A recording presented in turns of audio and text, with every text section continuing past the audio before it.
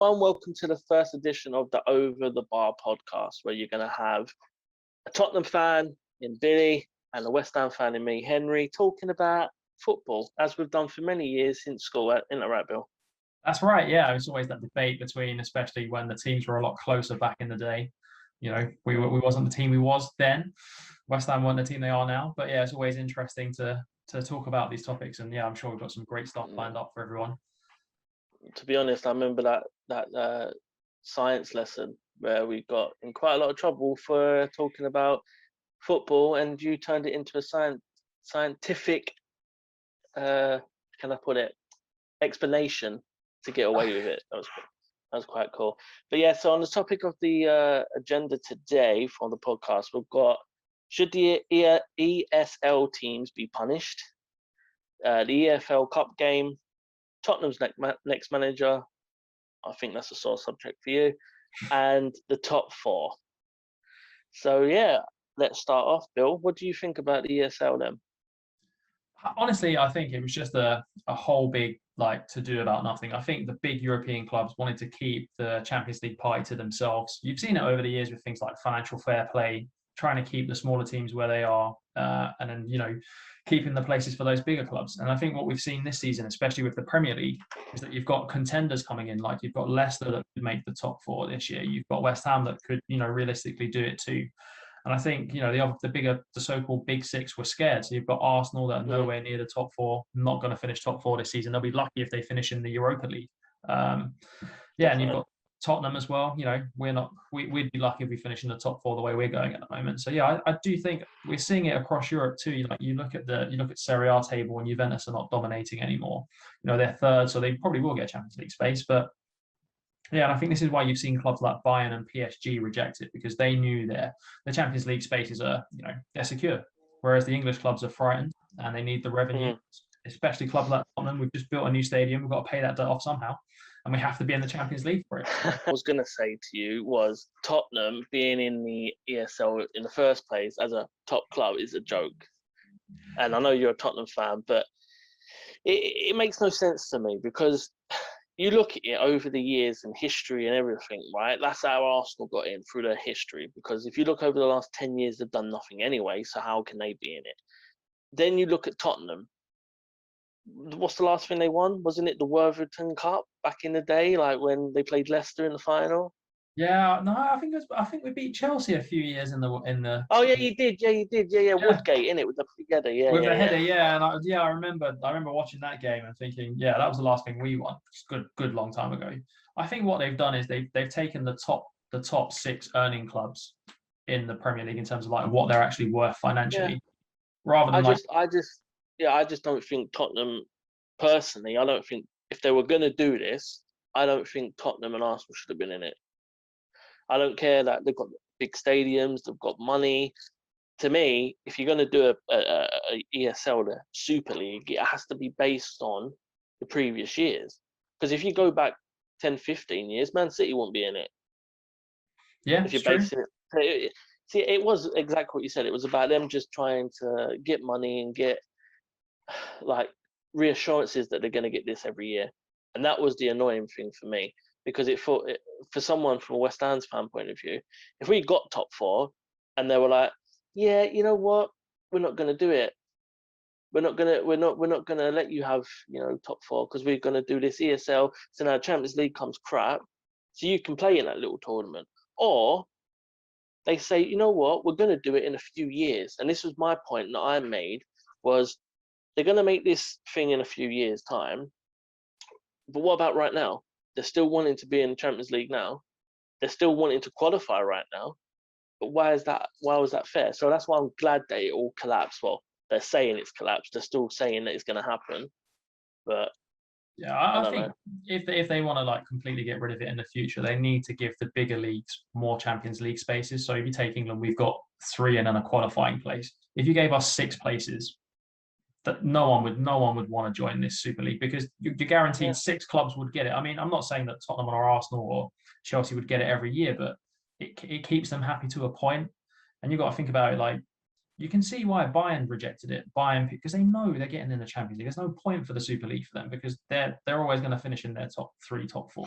So, But this is my point. This is my point. Why should they be allowed? Going on to what we were going to talk about, should they be punished? This is why I believe they should be, because how can you put just take your balls out basically and say this is what I'm going to do, and I don't give a crap what you think. We're doing it because we want to make sure that we're in this competition to make money.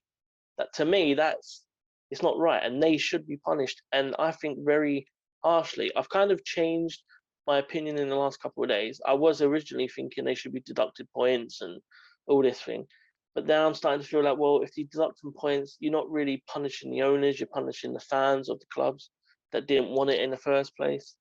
And you also are punishing the teams, the players that have stepped up and said they don't want it either. So it's a hard one, really. I don't know.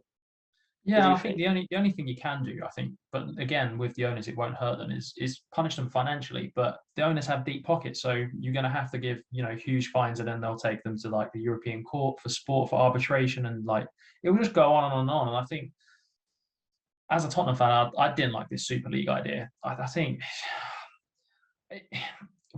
to be honest, it would be great like for the first couple of weeks when you're seeing Real Madrid, Barcelona, Real Madrid, Bayern every week. But after a little while, I think the novelty would wear off, and the sort of the special like European nights, as they call them, they wouldn't exist anymore because they're every week. It's like, what's the point? Like, you kind of, as a player, you want to play in the Champions League because you get to play against the best teams, and if you're doing it week in, week out, it loses that appeal to me anyway. I think obviously it would make a lot of money TV wise, and there was like talks of like 3.5 billion for each club and all this stuff. But I think for the fans, it doesn't work. I think it works for the neutral fans. So the fans overseas, they love to see like Liverpool, Barcelona every week. But because they don't see it regularly. They're watching, like, for us, we like watching Burnley playing Man United. Remember when they came up for the first time and you had Blake banging in that half volley in top corner against Man United all them years ago? I mean, it was quality. We like seeing things like that. Or even going down to when you watch the EFL, I think it was Bristol City when they went on that amazing run. And I can't remember the team they knocked out, but they knocked out a top 6, so-called top 6 team. And the scenes that you saw on the TV, you're going to take that away. That to me is the problem. If you take that away, you ruin the English game. So they definitely have to be punished.